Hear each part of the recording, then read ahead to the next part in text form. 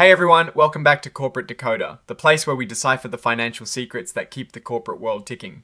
Today we're diving into a report that might sound a little dry at first, but trust me, it has got some juicy nuggets of information about the Federal Home Loan Bank of New York, or FHLBN. So, what is the big deal with this FHLBNY? Think of them as a crucial financial institution that supports community banks, helping them lend money to people looking to buy homes or invest in their businesses. It is a pretty important role, especially for smaller lenders. Now, they've just filed an 8K report, which is essentially a way for companies to announce major events that shareholders should know about. And in this case, the main event is a report from their president, which they send out every month to their shareholders. This particular report, dated the 12th of January 2026, covers the month of December 2025. Now, while the actual content of that president's report isn't detailed here in the 8K itself, the filing's purpose is to officially attach it as an exhibit. So, what we are really looking at is the fact that FHLBNY is being transparent and sharing information with its shareholders, which is generally a good sign. This regularity in communication, a monthly report from the Chief Executive Officer, or President as they call him here, is a practice that speaks to a commitment to keeping stakeholders informed.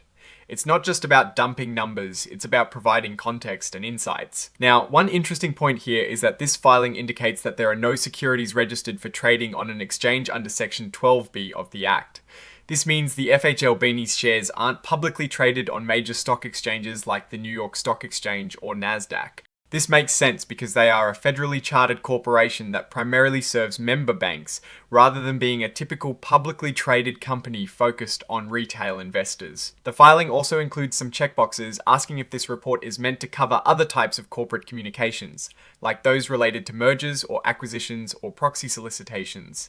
In this case, all those boxes are unchecked, indicating this 8K is solely for the purpose of reporting the president's monthly update and any other material events. While we won't dive into their contact details, it is worth noting that the filing does provide basic information, establishing their identity and location. And the report is signed by Kevin M. Nalen, who holds the title of Senior Vice President and Chief Financial Officer.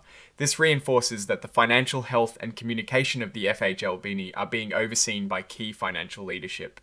Now let's talk about what this filing doesn't have, and why that's important. Unlike a full 10K or 10Q that would be packed with detailed financial statements, this 8K is much lighter. Its primary focus is on announcing that a report has been issued. The real meaty financial details would be within that president's report attached as Exhibit 99.1. Without access to that specific exhibit, we can't do a deep dive into their balance sheets or income statements directly from this filing. However, we can infer certain things. The very existence of a monthly report from the chief executive to shareholders suggests a proactive approach to investor relations. For an institution like FHLBNY, which plays a vital role in the financial ecosystem, consistent communication about their operations, market conditions, and strategic outlook is paramount. They are likely providing updates on how they are serving their member banks, the overall housing market, and their own financial stability. When you think about an organization like the Federal Home Loan Bank of New York, their primary mission is to provide liquidity and support to their member institutions, which are often smaller community banks. This means their financial performance isn't necessarily judged by the same metrics as a tech startup trying to capture market share.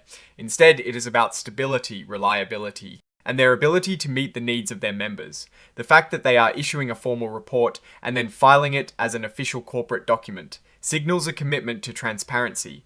This is crucial for maintaining confidence among their member banks and regulators. The framework of their reporting suggests they are operating with a degree of formality and accountability. Looking at the broader context, FHLBN, along with the other federal home loan banks, is a critical part of the US housing finance system. They help ensure that credit is available for mortgages and community development projects. Their financial health directly impacts the availability of funds for these essential activities. Therefore, any monthly report from their leadership would likely touch upon economic indicators, interest rate environments, and any regulatory changes that might affect their operations and their ability to serve their members.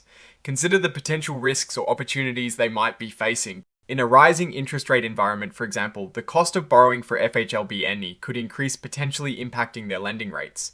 Conversely, a strong housing market could increase demand for their services. These are the kinds of nuances that a monthly report from the president would likely illuminate. In conclusion, while this specific K filing from FHLBN doesn't offer a treasure trove of financial data for us to dissect today. It highlights their commitment to regular shareholder communication. The attachment of the President's monthly report as Exhibit 99.1 is the key takeaway. It tells us that FHLBNY is actively engaging its stakeholders and providing them with timely information about its operations and the environment it operates in. This proactive approach to transparency is a strength, especially for an institution that plays such a foundational role in community finance. While we can't analyze the numbers from this filing alone, the procedural aspect of this report is positive. Alright, that is our quick decode of this FHLBNY filing. What is your take on the importance of regular executive reporting for institutions like this? Let us know in the comments below. If you found this breakdown helpful, please hit that like button and subscribe for more corporate insights. And don't forget, we have a fantastic community over on Discord, linked in the description, where we discuss these filings and more. Thanks for watching, and we'll see you in the next one.